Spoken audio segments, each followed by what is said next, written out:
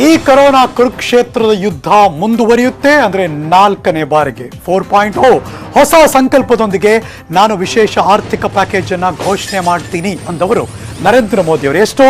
20 ಲಕ್ಷ ಕೋಟಿ ಆರ್ಥಿಕ package. Breaking news.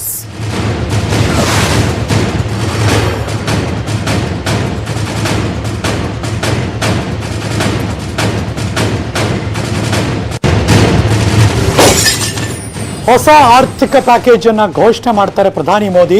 20 lakh ಕೋಟಿ ಆರ್ಥಿಕ ಪ್ಯಾಕೇಜ್. ಅದು ಆರ್ಥಿಕ ವ್ಯವಸ್ಥೆ ಸದೃಢಗೊಳಿಸೋದಕ್ಕೆ ಈ ಪ್ಯಾಕೇಜ್ 2020 ದೇಶದ ಅಭಿವೃದ್ಧಿ ಯಾತ್ರೆಗೆ ಪೂರಕವಾಗುತ್ತೆ ಈ ಆರ್ಥಿಕ ಪ್ಯಾಕೇಜ್. ಸೊ ಹೊಸ ಗುರಿಗೆ ನಾಂದಿ ಹಾಡಲಿದೆ.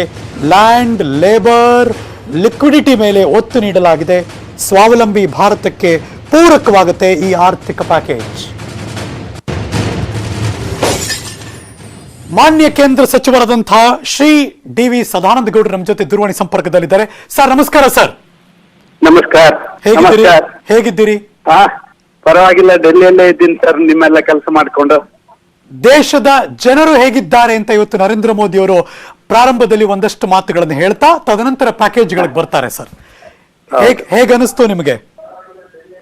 ಸರ್, ಇವತ್ತಿನ ಅವಶ್ಯಕತೆ ಏನಿದೆಯಾ, 2-3 ಸಂಗತಿಗಳನ್ನ ಅವರು ಬಾರಿ ಚೆನ್ನಾಗಿ ಪ್ರಸ್ತಾಪ ಮಾಡಿದ್ದಾರೆ.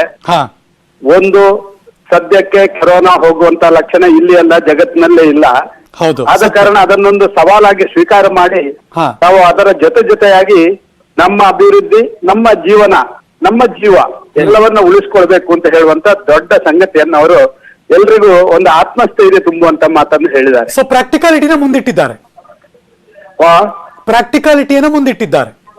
ಹೌದು, ಇವತ್ತು ಏನು ಆಗ್ಬೇಕಾದ್ದು ಆದದ್ದು ಎಲ್ಲವನ್ನ ಒಂದು ಸಮ್ಮಿಲನ ಮಾಡಿ ಅವರು ಹೇಳುವಂತದನ್ನು ಹೇಳಿದ್ದಾರೆ. ಮತ್ತು ನಮ್ಮ ದೇಶದಲ್ಲಿರುವಂತಹ ಶಕ್ತಿ, ಆ ಶಕ್ತಿಯನ್ನ ಸದ್ಬಳಕೆ ಮಾಡಿಕೊಂಡ್ರೆ ನಾವು ಇವತ್ತು ಕೂಡ ಜಗತ್ತಿನಲ್ಲಿ ಕೊರೋನಾ ಎದುರಿಸುವುದು ಮಾತ್ರ ಅಲ್ಲ, ಜಗತ್ತಿನಲ್ಲಿ ಅತ್ಯಂತ ಯಶಸ್ವಿ ರಾಷ್ಟ್ರವಾಗಿ ಬರ್ಲಿಕ್ಕೆ ಸಾಧ್ಯ. ನಮ್ಮಲ್ಲಿರುವಂತ ಮಾನವ ಸಂಪನ್ಮೂಲ, ನಮ್ಮಲ್ಲಿ ಈಗಿರುವಂತ ಆ ಒಂದು ಲೇಟೆಸ್ಟ್ ಟೆಕ್ನಾಲಜಿಗಳು ಮತ್ತು ನಮ್ಮಲ್ಲಿರುವಂತಹ ಶ್ರಮಿಕ ವರ್ಗ, ಇವು ಎಲ್ಲವೂ ಕೂಡ ಎದ್ದು ನಿಂತು ಸ್ವಂತಿಕೆಯಿಂದ, ಸ್ವಾಭಿಮಾನದಿಂದ ಇದನ್ನು ಎದುರಿಸಬೇಕು ಅಂತ ನಾವು ನಿಶ್ಚಯ ಮಾಡಿಕೊಂಡ್ರೆ ನಾವು ಅತ್ಯಂತ ಯಶಸ್ವಿ ಭಾರತವಾಗಿ ಮೂಡಿ ಬರ್ತೇವೆ ಅಂತ ಹೇಳುವಂತ ಮಾತನ್ನೇ ಎರಡನೇದಾಗಿ ಹೇಳಿದ್ದಾರೆ. ಸರ್ ಒಂದು sir please go head sir. Sorry sir, please go head. ಹೇಳಿ. ಇಲ್ಲ, ಒಂದು ಈ ಆರ್ಥಿಕ ವ್ಯವಸ್ಥೆ ನಮ್ಮನ್ನು ಕುಗ್ಗಿಸ್ಬಿಟ್ಟಿದೆಯಲ್ಲ, ಮುಂಬರುವ ದಿವಸದಲ್ಲಿ ಉದ್ಯೋಗದ ಅವಕಾಶಗಳಾಗಿರ್ಲಿ ಸದೃಢಗೊಳಿಸೋದಕ್ಕೆ ಪ್ರತಿಯೊಬ್ಬರಿಗೂ ಕೂಡ ಬಹಳ ಕಷ್ಟ ಆಗುತ್ತೆ ಅನ್ನೋ ಸಂದರ್ಭದಲ್ಲಿ ಇದು ಒಂದಷ್ಟು ಪುನಶ್ಚೇತನ ಕೊಡುತ್ತೆ ಅನ್ಸುತ್ತಾ ಸರ್? ಸರ್, ಅವರು ಹೇಳಿರುವಂತ ಸಂಗತಿಗಳನ್ನು ನೋಡಿ. ಒಂದು, ರೈತರು. ಎರಡನೇದಾಗಿ ಶ್ರಮಿಕರು ಮತ್ತು ಕಾರ್ಮಿಕರು. ಮೂರನೇದಾಗಿ ಅವರು ಹೇಳಿರುವಂತದ್ದು ಯಾವುದೆಲ್ಲ ಉದ್ಯೋಗ ನಿರ್ಮಾಣ ಮಾಡ್ಲಿಕ್ಕೆ ಸಾಧ್ಯ ಇರುವಂತ MSMEಗಳು, ಅದು ಬಹುಶಃ ನಾಳೆ ಅದರ ವಿಸ್ತೃತವಾದಂತದನ್ನು ನಮ್ಮ ಫೈನಾನ್ಸ್ ಮಿನಿಸ್ಟರ್ ನಮಗೆ ಹೇಳಲಿಕ್ಕಿದ್ದಾರೆ. ಯಾವ್ಯಾವ ಮೂಲೆಗಳನ್ನ ಮುಟ್ಟಿದ್ರೆ ನಮಗೆ ಮತ್ತೆ ಎದ್ದೇಳಲಿಕ್ಕೆ ಸಾಧ್ಯ ಆಗುತ್ತೆ ಅಂತ ಹೇಳುವಂತ ಆ ಒಂದು ತುಂಬಾ ವಿಶ್ಲೇಷಣೆಗಳನ್ನು ಮಾಡಿ ಇದನ್ನ ಒಂದು ತೀರ್ಮಾನಗಳನ್ನ ಅವರು ಬಂದರೆ, ಇವತ್ತು GDPಯ 10%, ಸುಮಾರು 20 ಲಕ್ಷ ಕೋಟಿಗಳು ಒಮ್ಮೆಲೆ ಒಂದು ಪ್ಯಾಕೇಜ್ ಆಗಿ ಭಾರತ ದೇಶದ, ಅದು ಕೂಡ ಕೆಳ ವರ್ಗದ ಶ್ರಮಿಕ ವರ್ಗಕ್ಕೆ ಬರುವಂತದರಿಂದ ದುಡಿಯುವ ಕೈಗಳಿಗೆ ಉದ್ಯೋಗ ನಿರ್ಮಾಣ ಆಗುತ್ತೆ.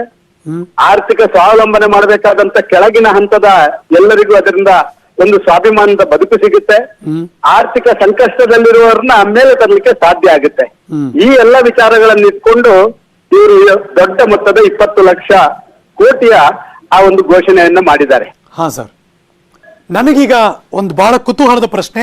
ಇಡೀ ಕರ್ನಾಟಕದ 6.5 ಕೋಟಿ ಜನ ಈಗ ಕೇಳಿಸ್ಕೊತಾ ಇರೋರು, ನೋಡ್ತಾ ಇರೋರು, ನಿಮ್ಮ ಮಾತನ್ನ ಕೇಳಿಸ್ಕೊತಾ ಇರೋರು, ನೀವು 20 ಲಕ್ಷ ಕೋಟಿ ಅಫ್ಕೋರ್ಸ್ ಒಳ್ಳೆ ಪ್ಯಾಕೇಜ್ ಇಲ್ಲ ಅಂತ ಯಾರು ಹೇಳಲ್ಲ, ಆದ್ರೆ ಕರ್ನಾಟಕ ನಮ್ಮ ರಾಜ್ಯಕ್ಕೆ ಎಷ್ಟು ಬರುತ್ತೆ ಅನ್ನೋದು ದೊಡ್ಡ ಕ್ವಶನ್ ಮಾರ್ಕ್ ಸರ್. ಸರ್, ನಾನು ಒಂದು ಹೇಳಲಿಕ್ಕೆ ಇಚ್ಛೆ ಪಡ್ತಾ ಇದ್ದೇನೆ. ಪ್ಲೀಸ್. ಇಡೀ ದೇಶವನ್ನ ದೃಷ್ಟಿಯಲ್ಲಿ ಇಟ್ಕೊಂಡು ಯಾವುದೇ ರಾಜ್ಯಗಳಲ್ಲಿ ಒಂದು ಸಣ್ಣ ವ್ಯತ್ಯಾಸಗಳನ್ನು ಕೂಡ ಮಾಡದೆ ಯಾರ್ಯಾರು ಅರ್ಹತೆಯ ಆಧಾರದಲ್ಲಿ ಯಾರ್ಯಾರಿಗೆ ಸಲ್ಲಬೇಕೋ ಅದನ್ನು ಕೊಡುವಂತ ಎಲ್ಲ ವ್ಯವಸ್ಥೆಗಳನ್ನು ಮಾಡ್ತಾರೆ. ಆದ ಕಾರಣ ರಾಜ್ಯಕ್ಕೆ ಬರುವಂತದ್ದು ಜನಸಂಖ್ಯೆಯ ಆಧಾರದಲ್ಲಿ ಬರ್ತದ ಅಥವಾ ನಮ್ಮಲ್ಲಿ ಆದಂತ ಆರ್ಥಿಕವಾದಂತ ಆ ಒಂದು ಲಾಸ್ಗಳ ಹಿನ್ನೆಲೆಯಲ್ಲಿ ಬರ್ತದೋ ನಮ್ಮಲ್ಲಿರುವಂತ MSMEಗಳ ಸಂಖ್ಯೆಯ ಮೇಲೆ ಬರ್ತದೋ, ಶ್ರಮಿಕ ವರ್ಗದ ಮೇಲೆ ಬರ್ತದೋ, ರೈತರ ಮೇಲೆ ಬರ್ತದೋ ಅಂತ ಹೇಳುವಂತದ್ದು ಅದು ವಿಸ್ತೃತವಾಗಿ ನಮಗೆ ನಾಳೆ ಗೊತ್ತಾಗುತ್ತೆ. ಖಂಡಿತವಾಗಿ ಕರ್ನಾಟಕ ಸರ್ಕಾರಕ್ಕೆ ಒಂದು ದೊಡ್ಡ ರೀತಿಯ ಸಹಾಯ ಇದರಿಂದ ಆಗುತ್ತೆ ಅಂತ ನಾನು ಭಾವಿಸ್ತಾ ಇದ್ದೀನಿ. ಅದು ಸರ್ಕಾರದ ಜವಾಬ್ದಾರಿ ನಿರ್ವಹಿಸ್ತಾ ಇದ್ದೀರಿ. ಅಟ್ ದ ಸೇಮ್ ಟೈಮ್ ಜನರಿಂದಲೂ ಆ ಸಪೋರ್ಟ್ ಬೇಕು ಅನ್ನುವ ಸಂದರ್ಭದಲ್ಲಿ ಏನ್ ಹೇಳಕ್ ಬಯಸ್ತೀರಿ ಕರ್ನಾಟಕದ ಜನತೆಗೆ ಸರ್? ನಾನು ಇಷ್ಟೇ ಹೇಳುವಂತದ್ದು, ನಾವು ಈ ಕೊರೋನಾವನ್ನ ಎದುರಿಸುವಂತ ವೀರ ಯೋಧರಾಗಬೇಕು. ಸರ್ಕಾರದ ಆದೇಶಗಳು ಅದು ನಿಮ್ಮ ಮಾಸ್ಕ್ ಉಪಯೋಗ ಇರ್ಬೋದು, ಸೋಷಿಯಲ್ ಡಿಸ್ಟೆನ್ಸಿಂಗ್ ಇರ್ಬೋದು, ಅಥವಾ ಇನ್ನಿತರ ಯಾವುದೇ ಹೆಚ್ಚು ಜನ ಒಂದೇ ಕಡೆ ಸೇರುವಂತ ವ್ಯವಸ್ಥೆಗಳನ್ನಿರ್ಬೋದು, ಇದನ್ನೆಲ್ಲ ಇದು ನಮ್ಮ ಜವಾಬ್ದಾರಿ. ಇದು ಯಾವುದೋ ಸರ್ಕಾರ ಮಾಡುವಂತ ಆದೇಶದ ಅಲ್ಲ, ಇದು ನಾವೇ ಪಾಲಿಸಬೇಕಾದಂತ ಸಂಗತಿಗಳು ಅಂತ ಹೇಳಿ ನಾವು ಪಾಲಿಸುವುದರ ಜೊತೆಯಲ್ಲಿ ನಮ್ಮ ಅರ್ಥ ವ್ಯವಸ್ಥೆಯನ್ನ ಮೇಲಕ್ಕೆ ತರುವಂತ ಪ್ಲಾನ್ ಆಫ್ ಆಕ್ಷನ್ ಗಳನ್ನ ತಾವು ಕಾರ್ಯಾಚರಣೆಗಳನ್ನು ಮಾಡಬೇಕು. ಈಗಾಗಲೇ ನೀವು ನೋಡಿದಿರಿ 4.5 ಲಕ್ಷ ಕೋಟಿಯ ಬ್ಯಾಂಕಿಂಗ್ ಪ್ಯಾಕೇಜ್ ಅನ್ನ ಈಗಾಗಲೇ ನಮ್ಮ ನಿರ್ಮಲಾ ಸೀತಾರಾಮನ್ ಅನೌನ್ಸ್ ಮಾಡಿದ್ದಾರೆ. ಲೆಂಡಿಂಗ್ ನಮ್ಮ ಹೆಚ್ಚಾಗುವಂತದಕ್ಕೆ ಬೇಕಾದಂತದನ್ನು ಮಾಡ್ತಾ ಇದ್ದಾರೆ. ಆ ಲಿಕ್ವಿಡಿಟಿ ಹೆಚ್ಚಾಗಬೇಕು ಅಂತ ಹೇಳುವಂತ ಪ್ರಯತ್ನಗಳನ್ನು ಮಾಡ್ತಾ ಇದ್ದಾರೆ. ಇದನ್ನೆಲ್ಲ ಸದ್ಬಳಕೆ ಮಾಡಿಕೊಳ್ಳುವಂತ ಪ್ರಯತ್ನಗಳನ್ನು ನಾವು ಮಾಡಬೇಕು ಅಂತ ಹೇಳಿ ನಾನು ಜನರಲ್ಲಿ ಪ್ರೀತಿಯಿಂದ ವಿನಂತಿ ಮಾಡಿಕೊಳ್ತೇನೆ. ರಾಜ್ಯ ಸರ್ಕಾರದ ಜವಾಬ್ದಾರಿ ಸರ್ ಈ ನಿಟ್ಟಿನಲ್ಲಿ? ಸರ್, ರಾಜ್ಯ ಸರ್ಕಾರ ಮತ್ತು ಕೇಂದ್ರ ಸರ್ಕಾರ ಇದೊಂದು ಪ್ರಜಾತಂತ್ರ ವ್ಯವಸ್ಥೆಯಲ್ಲಿ ಕೋಆಪರೇಟಿವ್ ಫೆಡರಲಿಸಂ ಅಂತ ಹೇಳುವಂತ ಒಂದು ಶಬ್ದ ಇದೆ. ರಾಜ್ಯ ಮತ್ತು ಕೇಂದ್ರ ಎರಡು ಕೂಡ ಇಂಥ ಸಂದರ್ಭಗಳಲ್ಲಿ ತಮ್ಮ ತಮ್ಮ ಜವಾಬ್ದಾರಿಯನ್ನ ಅರಿತು ಅವರು ಸಹಮತದಿಂದ ಒಂದು ವ್ಯವಸ್ಥೆಗಳನ್ನು ಮಾಡಿಕೊಳ್ಬೇಕು. ಈ ಸಂದರ್ಭದಲ್ಲಿ ಯಾವುದೇ ರಾಜಕೀಯ ಪ್ರವೇಶ ಆಗ್ಲಿ, ಯಾವುದೇ ಸಂದರ್ಭದ ಪೈಪೋಟಿಗಳಾಗ್ಲಿ ಇದು ನಡಿಬಾರ್ದು.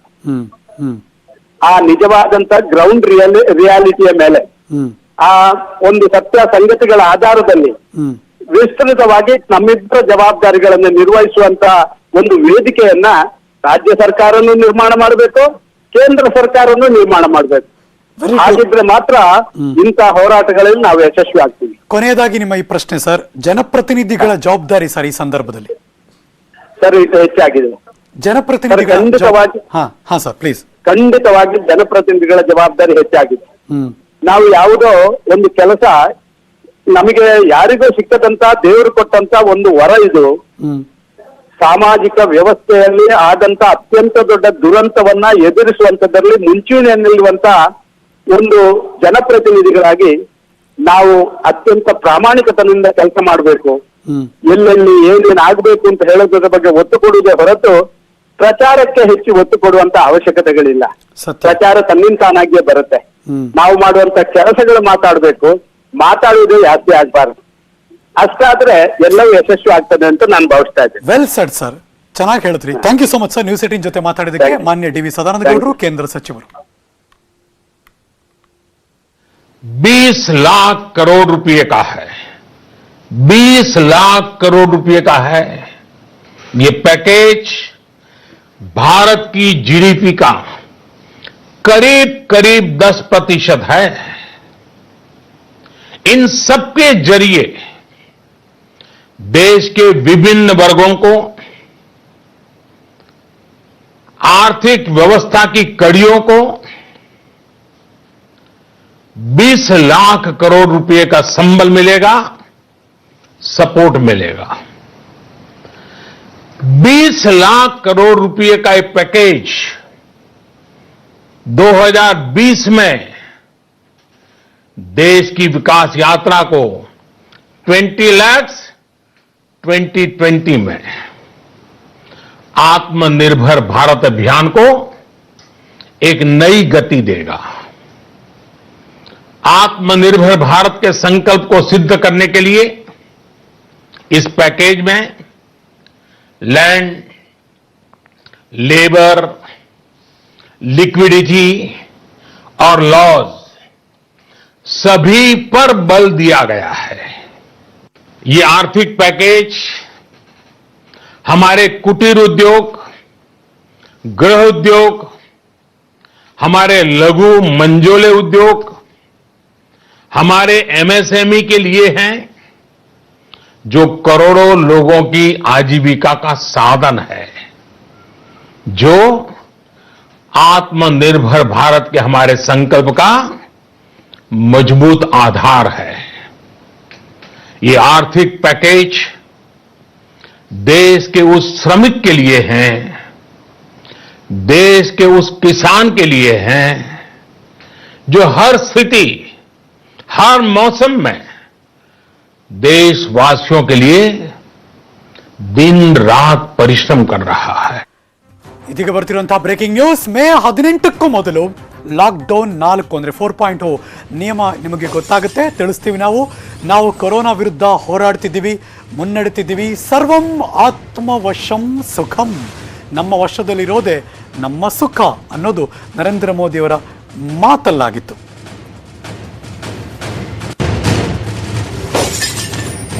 लॉकडाउन का चौथा चरण, लॉकडाउन 4, पूरी तरह नए रंग रूप वाला होगा, नए नियमों वाला होगा। राज्यों से हमें जो सुझाव मिल रहे हैं उनके आधार पर लॉकडाउन 4, इससे जुड़ी जानकारी भी आपको 18 मई से पहले दी जाएगी। मुझे पूरा भरोसा है कि नियमों का पालन करते हुए हम कोरोना से लड़ेंगे भी और आगे भी बढ़ेंगे। Welcome back. ಸುದೀರ್ಘ 33 ನಿಮಿಷಗಳ ಭಾಷಣ ನರೇಂದ್ರ ಮೋದಿ ಅವರದು. ಸರ್ವಂ ಆತ್ಮವಶಂ ಸುಖಂ. ಚೆನ್ನಾಗಿತ್ತು ಅವ್ರು ಹೇಳಿದ್ದು. ಆಕ್ಚುಲಿ ನಮ್ಮ ವಶದಲ್ಲಿರೋದೇ ನಮ್ಮ ಸುಖ ಅಂತ. ಇದೀಗ ನಮ್ಮ ಜೊತೆ ಮಾತಾಡೋದಕ್ಕೆ ಮಾನ್ಯ ಸಚಿವರಾದಂತಹ ಸಿ.ಟಿ. ರವಿ ಅವರು ದೂರವಾಣಿ ಸಂಪರ್ಕದಲ್ಲಿದ್ದಾರೆ. ಸಿ.ಟಿ. ರವಿ ಸರ್, ನಮಸ್ಕಾರ. ನಮಸ್ಕಾರ. ಎಷ್ಟೋ ಸಂದರ್ಭದಲ್ಲಿ ನಾವು ಏನೇನೋ ಅನ್ಕೋತಿರ್ತೀವಿ, ಅದು ಆಗದೇ ಇದ್ದಾಗ ಬಹಳ ಬೇಜಾರಾಗುತ್ತೆ. ಡು ಯು ರಿಯಲಿ ಫೀಲ್ ನಾವೇನು ಎಕ್ಸ್ಪೆಕ್ಟ್ ಮಾಡಿದ್ವಿ ಅದನ್ನ ಕೇಂದ್ರ ಸರ್ಕಾರ ಕೊಡ್ತಾ ಇದೆ ಅಂತ? ನಮ್ಗಿಂತ ಒಂದು ನಾಯಕತ್ವ ಸಿಕ್ಕಿರೋದೇ ನಮ್ಗೊಂದು ಹೆಮ್ಮೆಯ ಸಂಗತಿ. ಹಾ, ಜಗತ್ತಿನಲ್ಲಿ ಬೇರೆ ಎಲ್ಲ ದೇಶಗಳಿಗೆ ಬೇರೆ ಸವಲತ್ತುಗಳಿರ್ಬೋದು, ಅಂದ್ರೆ ಈ ರೀತಿ ನಾಯಕತ್ವ ಇಲ್ಲ. ನೋಡಿ, ನಮ್ಮ ದೇಶದ ರಾಜಕೀಯ ಇತಿಹಾಸದಲ್ಲೇನೆ ಪ್ಯಾಕೇಜ್ 20 ಲಕ್ಷ ಕೋಟಿ ರೂಪಾಯಿ ಪ್ಯಾಕೇಜು. ಆ ಪ್ಯಾಕೇಜು ಅವರು ಮೊದಲು ಹೇಳಿದ್ದು ಜೀವ ಉಳಿಬೇಕು ಅಂತ, ಈಗ ಜೀವನ ಕಟ್ಟಬೇಕು ಅಂತ ಹೇಳಿ. ಹೌದು. ಜೀವ ಉಳಿಸೋದಕ್ಕೆ 1,70,000 ಕೋಟಿ ರೂಪಾಯಿ ಪ್ಯಾಕೇಜ್ ಕೊಟ್ರು. ನಮಗೆ ಊಟ ಸಿಗ್ಲಿಲ್ಲ ಅನ್ನುವಂತ ಹಾಹಾಕಾರ, ವ್ಯವಸ್ಥೆ ಕಾಣಕ್ಕಿರ್ಲಿಲ್ಲ. ಅಷ್ಟು ಕೆಲಸ ಆಯ್ತು. ಎಲ್ಲೋ ಅಲ್ಲೊಂದು ಇಲ್ಲೊಂದು ವಲಸೆ ಕಾರ್ಮಿಕರದ್ದು ಸಮಸ್ಯೆಗಳು ಸ್ಥಳೀಯ ಮ್ಯಾನೇಜ್ಮೆಂಟಿನ ಫೇಲ್ಯೂರ್ ಇಂದ ಆಗಿದ್ದು ಬಿಟ್ರೆ, ಆದ್ರೆ ಪ್ರಧಾನಮಂತ್ರಿಗಳ ಗುರಿ ಮೊದಲು ಜೀವ ಉಳಿಬೇಕು ಅನ್ನೋದಕ್ಕೆ ಆದ್ಯತೆ ಕೊಟ್ಟಿದ್ರು. ಈಗ ಜೀವನ ಕಟ್ಟಬೇಕು. ಜೀವನ ಕಟ್ಟೋದಕ್ಕೆ ರೈತರು, ಸಣ್ಣ ಉದ್ದಿಮೆದಾರರು, ಕೈಗಾರಿಕೆಗಳು, ಮಧ್ಯಮ ವರ್ಗ ಎಲ್ಲರನ್ನೂ ಒಳಗೊಂಡಿರ್ತಕ್ಕಂಥ, ಮತ್ತು ಅದರಲ್ಲಿ ನೀವು ಆತ್ಮವಿಶ್ವಾಸ ತುಳುಕಾಡ್ತಿತ್ತು ಅವ್ರ ಮಾತಿನಲ್ಲಿ. ಭಾರತವನ್ನ ಎದ್ ನಿಲ್ಸುವಂತ ಒಂದು ಸಂಕಲ್ಪದ ಶಕ್ತಿ ಅಡಗಿತ್ತು. ಮೇಕ್ ಇನ್ ಇಂಡಿಯಾದ ಬಗ್ಗೆ ಮಾತಾಡಿದ್ರು. ಸ್ವದೇಶಿ ಚಿಂತನೆ ಹೇಗೆ ನಮ್ಗೆ ದೇಶವನ್ನ ಆರ್ಥಿಕವಾಗಿ ಗಟ್ಟಿಗೊಳಿಸೋದು ಮಾತ್ರ ಅಲ್ಲ, ನಿಮ್ಗೆ ಒಂದ್ ಹೆಮ್ಮೆ ಪಡುವಂತ ಆಗ್ಬೇಕು ಅಂತ ಹೇಳಿದ್ರು. ಲೋಕಲ್ ಇಂದ ಗ್ಲೋಬಲ್ ತಗೊಂಡು ಹೋಗ್ಬೇಕು ಅಂತ ಹೇಳಿದ್ರು. ಇದು ಈ ತರದ್ದು ಮತ್ತು ಮನಸ್ಸು ಮಾಡಿದ್ರೆ ಯಾವುದು ಅಸಾಧ್ಯ ಅಲ್ಲ ಅನ್ನೋದನ್ನ ನಮ್ಗೆ ಕೊರೋನಾ ಪಾಠ ಹೇಳಿದೆ ಅಂತ ಹೇಳಿದ್ರು. PPE ಕಿಟ್ ಬಗ್ಗೆ ಇರ್ಬೋದು, N95 ಮಾಸ್ಕ್ ಪ್ರತಿ 2 ಲಕ್ಷ ತಯಾರು ಮಾಡ್ತಿರೋದ್ರ ಬಗ್ಗೆ ಇರ್ಬೋದು. ಅದೇ 50 ದಿನದ ಹಿಂದೆ 2 PPE ಕಿಟ್ ತಯಾರಾಗ್ತಿರ್ಲಿಲ್ಲ, 2 ಲಕ್ಷ PPE ಕಿಟ್ ತಯಾರಾಗ್ತಾ ಇದೆ. ಅಂದ್ರೆ ಭಾರತೀಯರ ಮನಸ್ಸು ಮಾಡಿದ್ರೆ ಯಾವುದೂ ಅಸಾಧ್ಯ ಅಲ್ಲ ಅನ್ನೋದನ್ನ ಹೇಳಿದ್ರು. Sir, CT. ರವಿ ಸರ್, ನೀವು ಹೇಳಿದ್ದನ್ನ ನಾನು ಒಪ್ಕೋತೀನಿ. ಬಟ್ ಜನಸಾಮಾನ್ಯನಾಗಿ ಈ ಪ್ರಶ್ನೆ ನಿಮ್ಮ ಮುಂದೆ ಇಡ್ತಾ ಇದ್ದೀನಿ ನಾನು, ಬಿಕಾಸ್ ನೀವು ಪವರ್ಫುಲ್ ಮಿನಿಸ್ಟರ್ ಆಗಿದ್ದೀರಿ, ಸಚಿವರಿದ್ದೀರಿ. ಹಾಗಾಗಿ ಈಗ ಕೇಂದ್ರ ಸರ್ಕಾರ ಘೋಷಣೆ ಮಾಡ್ತು, ನಾಳೆ ಬೆಳಗ್ಗೆ ಜನ ಯೋಚನೆ ಮಾಡ್ತಾರೆ, ಮುಂದಿನ ವಾರ ಜನ ಯೋಚನೆ ಮಾಡ್ತಿರೋರು ನಮ್ಮ ಜೀವನ ಚೇಂಜ್ ಆಗುತ್ತಾ ಅನ್ನೋರಿಗೆ ನಿಮ್ಮ ಆನ್ಸರ್ ಏನು ಸರ್? ಇಲ್ಲಿ ಜೀವನನ್ನ ನಾವು ಚೇಂಜ್ ಮಾಡ್ಕೋಬೇಕು. ಇದು ನಮ್ಮ ನೆರವಿಗಿರೋದು. ಇದು ಈ ಪ್ಯಾಕೇಜಿನಿಂದಲೇ ಜೀವನ ಚೇಂಜ್ ಆಗಲ್ಲ. ಪ್ಯಾಕೇಜು ಜೀವನವನ್ನ ಚೇಂಜ್ ಮಾಡ್ಕೊಳ್ಳೋದಕ್ಕೆ ನೆರವು ಕೊಡುತ್ತೆ, ಸಹಾಯ ಮಾಡುತ್ತೆ. ಈಗ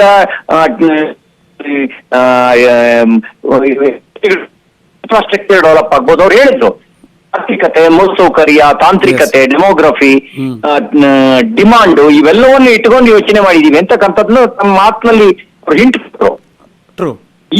ಈಗ ಸಪ್ಲೈ ಗ್ಲೋಬಲ್ ಸಪ್ಲೈ ಚೈನ್ ನಲ್ಲಿ ಪಾತ್ರ ಪ್ರಮುಖವಾಗಿರುತ್ತೆ ಅಂತ ಹೇಳಿದ್ರು. ಅಲ್ಲಿ ಬಹಳ ಸ್ಪಷ್ಟವಾಗಿ ಸ್ಥಳೀಯರಿಗೆ ಉತ್ಪಾದನೆ ಅಲ್ಲ, ಸ್ಥಳೀಯರಿಗೆ ಉದ್ಯೋಗ, ಸ್ಥಳೀಯ ಅನ್ನೋದನ್ನ ಮಾತನಾಡಿದ್ರು. ಹಾಗೆ ಹೇಳಿದ್ದು ಇದೊಂದರಿಂದಲೇ ಬದಲಾಗಲ್ಲ, ಇದು ಬದಲಾವಣೆಗೆ ನೆರವಾಗುತ್ತೆ.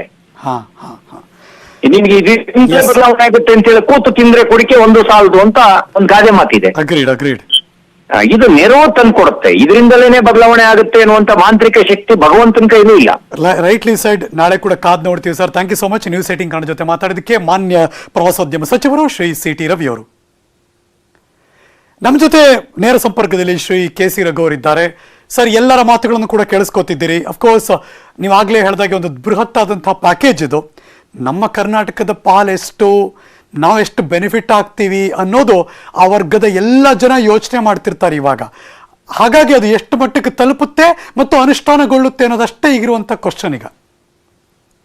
ಹೌದು, ಕರ್ನಾಟಕದ ಮಟ್ಟಿಗೆ ಹೇಳೋದಾದ್ರೆ ಕರ್ನಾಟಕದ ಜನಸಂಖ್ಯೆ ಸುಮಾರು ಭಾರತ ದೇಶದ 4.5% ಇರುವಂತದ್ದು. ಹಾ. ಅದರ ಆರ್ಥಿಕ ಕೊಡುಗೆ ಸುಮಾರು 8% ಇದೆ. ಡೆಫಿನೆಟ್ಲಿ. ಈ ಆರ್ಥಿಕ ಪ್ಯಾಕೇಜ್ ಏನಿದೆಯಲ್ಲ, ಇದು ಎಕಾನಮಿಕ್ ಕಾಂಟ್ರಿಬ್ಯೂಷನ್ ಪ್ರಕಾರವಾಗಿ ಇರ್ತದೆ. ಯಾಕಂತ ಹೇಳಿದ್ರೆ ಇಲ್ಲಿ ಎಷ್ಟು MSMEಗಳು ಹೆಚ್ಚಿರ್ತದೋ ಆರ್ಥಿಕ ಚಟುವಟಿಕೆ ಮುಗ್ಗಟ್ಟಿನಲ್ಲಿರುವುದರಿಂದ ಅದನ್ನ ಹುರಿದಿಂಬಿಸುವುದಕ್ಕೋಸ್ಕರ ಲಿಕ್ವಿಡಿಟಿಯನ್ನ, ಆ ಹಣವನ್ನ ಕೊಡ್ತಕ್ಕಂಥದ್ದು. ಯಾರಿಗೆ ಹಣ ಎಲ್ಲಿ ಆರ್ಥಿಕ ಚಟುವಟಿಕೆ ಹೆಚ್ಚು ಇರ್ತದೋ ಅಲ್ಲಿ ಅರ್ಥೈಸುವಿಕೆ ನಾನು ಹೆಚ್ಚು ಟ್ಯಾಕ್ಸ್ ಗಳನ್ನ ನಾವಿಲ್ಲಿಂದ ಕಳಿಸ್ಕೊಡ್ತೀವಿ. ಹಾಗಾಗಿ ಬೇರೆ ರಾಜ್ಯಗಳಿಗೆ, ಉತ್ತರ ಭಾರತದ, ಈಶಾನ್ಯ ಭಾರತದ ರಾಜ್ಯಗಳಿಗೆ ಕಂಪೇರ್ ಮಾಡಿದ್ರೆ ನಮಗೆ ಹೆಚ್ಚು ಬರುತ್ತೆ ಅಂತ ಅನ್ಕೋಬೇಕಾ ಸರ್? ಖಂಡಿತವಾಗಿ ಹೌದು. ಯಾಕಂದ್ರೆ ಎಷ್ಟು MSMEಗಳು ಇಲ್ಲಿದ್ದಾವೆ, ಎಷ್ಟು ಇಂಡಸ್ಟ್ರಿಯಲ್ ಆಕ್ಟಿವಿಟೀಸ್ ಇದೆ, ಇದರ ಮೇಲೆ ಈ ಪ್ಯಾಕೇಜ್ ಇರ್ತಕ್ಕಂಥದ್ದು. ಅಫ್ಕೋರ್ಸ್ ಇದರಲ್ಲಿ ಬೇರೆ ರೀತಿಯ ರೈತರು, ಕೂಲಿ ಕಾರ್ಮಿಕರು, ಅಲ್ಲಿ ಏನು ಬಹಳ ವ್ಯತ್ಯಾಸ ಆಗುತ್ತೆ ಅಂತ ನಾನು ಅನ್ಕೊಳ್ಳೋದಿಲ್ಲ. ಆದ್ರೆ MSMEಗಳು ಸುಮಾರು, ನಾವು ಇಲ್ಲಿ 7 ಲಕ್ಷ, ನಾವು ದೇಶದಲ್ಲಿ ಸುಮಾರು 6.3 ಕೋಟಿ MSMEಗಳಿದ್ರೆ ಇಲ್ಲಿಯೇ ಸುಮಾರು 60 ಲಕ್ಷ MSMEಗಳು ಕರ್ನಾಟಕದಲ್ಲಿ ಇರ್ತಕ್ಕಂಥದ್ದು. ಹಾಗಾಗಿ ಅವುಗಳಿಗೆ ಎಲ್ಲ ಬೆನಿಫಿಟ್ ಕರ್ನಾಟಕ ಬರ್ತದೆ. ಇದರಲ್ಲಿ ನಾನು 3 ಪಾಯಿಂಟ್ ಅನ್ನ ಮೋದಿ ಅವರು ಎತ್ತಿ ಹೇಳಿರ್ತಕ್ಕಂಥದ್ದು. ಇದು ಬರೀ ಎಕಾನಮಿಕ್ ಪ್ಯಾಕೇಜ್ ಅಲ್ಲ, ಇಲ್ಲಿ ರಿಫಾರ್ಮ್ಸ್ ಅಂತ ಏನ್ ಹೇಳ್ತಿದ್ದಾರೆ, ಲ್ಯಾಂಡ್ ಅಂಡ್ ಲೇಬರ್ ರಿಫಾರ್ಮ್. ಇದು ಸಾಮಾನ್ಯವಾಗಿ ಏನ್ ಹೇಳ್ತದೆ, ಭಾರತ ದೇಶ ಯಾವಾಗ ರಿಫಾರ್ಮ್ ಮಾಡ್ತು ಅಂತ ಹೇಳಿದ್ರೆ ಆರ್ಥಿಕವಾಗಿ ದಿವಾಳಿ ಹೊಂದಿದಾಗ ಮಾತ್ರ ನಾವು ರಿಫಾರ್ಮ್ ಮಾಡಿದ್ದು ಅಂತ. 1991 ನಲ್ಲಿ 1 ವಾರಕ್ಕೆ ಫಾರಿನ್ ಎಕ್ಸ್ಚೇಂಜ್ ಅಲ್ಲಿ ಕೊಡುವಷ್ಟು ದುಡ್ಡು ಮಾತ್ರ ಇತ್ತು. ಚಂದ್ರಶೇಖರ್ ಅವರು ಚಿನ್ನವನ್ನು ತಗೊಂಡೋಗಿ ಇಂಗ್ಲೆಂಡ್ಗೆ ಫ್ಲೈಟ್ ಅಲ್ಲಿ ಹಾರಿಸಿ ಅಡ ಇಟ್ಟು ನಾವು ಸಾಲ ತಂದ್ವಿ. ಆ ಸಂದರ್ಭದಲ್ಲಿ ಮನಮೋಹನ್ ಸಿಂಗ್, PV ನರಸಿಂಹರಾವ್ ಅವರು ಕಂಪ್ಲೀಟ್ ಆಗಿ ಎಕಾನಮಿಯನ್ನು ರಿಫಾರ್ಮ್ ಮಾಡಿದ್ರು. ಅದಕ್ಕೆ ಬಹಳಷ್ಟು ವಿರೋಧ ಇತ್ತು. ಈ COVID-19 ಸಂದರ್ಭದಲ್ಲೂ ಕೂಡ 20 ಲಕ್ಷ ಹಣ ಕೊಡೋದಕ್ಕಿಂತ ಹೆಚ್ಚು ಲೇಬರ್ ಅಂಡ್ ಲ್ಯಾಂಡ್ ರಿಫಾರ್ಮ್. ಇದಾಗಲೇ ಕರ್ನಾಟಕ ಸರ್ಕಾರ ಯಾವ ಉದ್ಯಮಿ ಬೇಕಾದರೂ ರೈತರ ಜಮೀನನ್ನು ನೇರವಾಗಿ ತೆಗೆದುಕೊಂಡು ಉದ್ಯಮವನ್ನು ಮಾಡಬಹುದು ಅಂತ ಹೇಳಿ ಏಪ್ರಿಲ್ 27ರಂದು ಗೆಜೆಟ್ ನಲ್ಲಿ ನೋಟಿಫಿಕೇಶನ್ ಆಗಿದೆ. ನಾನು ಇದ್ರ ಬಗ್ಗೆ ನಿಮ್ ಜೊತೆ ಇನ್ನೊಂದು ಪ್ರೋಗ್ರಾಮ್ ಮಾಡಿದಾಗ ಇನ್ನು ಕೂಲಂಕುಷವಾಗಿ ಮಾತಾಡಬೇಕು ಅಂತ ನಿಜವಾಗ್ಲೂ ಇಷ್ಟಪಡ್ತೀನಿ ಸರ್, ಬಿಕಾಸ್ ಅಂತಹ ಟಾಪಿಕ್ ಇದು. ಬಟ್ ಈ ಸಂದರ್ಭದಲ್ಲಿ ಒಂದು ವ್ಯಾಲ್ಯೂಯಬಲ್ ಮಾಹಿತಿಯನ್ನು ನಮ್ಮೆಲ್ಲರ ಜೊತೆ ಶೇರ್ ಮಾಡಿದ್ದೀರಿ. ಇದುವರೆಗೂ ಕೂಡ ತುಂಬಾ ಹೊತ್ತಿಂದ ನಮ್ಮ ಜೊತೆ ಲೈವ್ ಅಲ್ಲಿ ಕಾಣಿಸ್ಕೊಂಡು ಎಲ್ಲವನ್ನೂ ಕೂಡ ಮಾತಾಡಿದ್ದೀರಿ. Welcome back to you sir. But thank you so much ಈ ಕ್ಷಣದ ಎಲ್ಲ ವ್ಯಾಲ್ಯೂಬಲ್ ಇನ್ಪುಟ್ಸ್ ಅನ್ನ ನಮಗೆ ಕೊಟ್ಟಿದ್ದಕ್ಕೆ. ಶ್ರೀ ರಘು ಅವರು ಅಫ್ಕೋರ್ಸ್ ಎಲ್ಲ ಮಾಹಿತಿಯನ್ನು ಕೂಡ ನಮ್ಮ ಮುಂದೆ ಇಡುವಂತಹ ಪ್ರಯತ್ನ ಮಾಡಿದ್ರು. ಒಂದು ಚಿಕ್ಕ ಬ್ರೇಕ್ ತಗೊಂಡ್ಬರ್ತೀನಿ, ಎಲ್ಲೂ ಹೋಗದೆ ಕಾಯ್ತಾ ಇರಿ. Welcome back. ಇದೀಗ ಬರ್ತಿರುವಂತಹ ಬ್ರೇಕಿಂಗ್ ನ್ಯೂಸ್. ನಾವು ಮಾಸ್ಕ್ ಅನ್ನ ಧರಿಸ್ತೀವಿ, ಸಾಮಾಜಿಕ ಅಂತರವನ್ನು ಕಾಯ್ದುಕೊಳ್ತೀವಿ. ಲಾಕ್ಡೌನ್ 4 ಸಂಪೂರ್ಣ ರೀತಿಯಲ್ಲಿ ಹೊಸದಾಗಿರುತ್ತೆ, ಹೊಸ ರಂಗು, ಹೊಸ ನಿಯಮಗಳಿಂದ ಕೂಡಿರುತ್ತೆ ಅಂತ ನರೇಂದ್ರ ಮೋದಿ ಅವರು ಮಾತಾಡಿದ್ರು. हम मास्क पहनेंगे, 2 गज दूरी का पालन करेंगे, लेकिन अपने लक्ष्यों को दूर नहीं होने देंगे. इसलिए लॉकडाउन का चौथा चरण, लॉकडाउन 4 पूरी तरह नए रंग रूप वाला होगा, नए नियमों वाला होगा. राज्यों से हमें जो सुझाव मिल रहे हैं उनके आधार पर लॉकडाउन 4 इससे जुड़ी जानकारी भी आपको 18 मई से पहले दी जाएगी. मुझे पूरा भरोसा है कि नियमों का पालन करते हुए हम कोरोना से लड़ेंगे भी और आगे भी बढ़ेंगे. ಸೋಷಿಯಲ್ ಡಿಸ್ಟೆನ್ಸಿಂಗು, ಮಾಸ್ಕ್ ಮತ್ತು ನಿಯಮಗಳ ಪಾಲನೆ ಇವೆಲ್ಲವೂ ಕೂಡ ಮುಂಬರುವ ದಿವಸದಲ್ಲೂ ಇದ್ದೇ ಇರುತ್ತೆ. ಇದು ನಿಮ್ಮೆಲ್ಲರ ಗಮನಕ್ಕೆ. ಮತ್ತು ಮೇ 18ಕ್ಕೆ ಮುಂಚೆ ಗೊತ್ತಾಗುತ್ತೆ 4.0 ಹೇಗಿರುತ್ತೆ ಮುಂದಿನ ದಿನಗಳಲ್ಲಿ ಅಂತ. ಇಲ್ಲಿಗೆ ಈ ನ್ಯೂಸನ್ನು ಮುಗಿಸಿ ನಾನು ಹೋಗಿ ಬರ್ತೀನಿ, ಮತ್ತೆ ಸಿಗ್ತೀನಿ ಮುಂದಿನ ನ್ಯೂಸ್ಗಳಲ್ಲಿ. ಪಕ್ಕಾ ನ್ಯೂಸ್ಗೆ ನೋಡ್ತಾ ಇರಿ ನ್ಯೂಸ್ 18 ಕನ್ನಡ. ಜಾಲ ನಮ್ಮದು, ಬಲ ನಿಮ್ಮದು.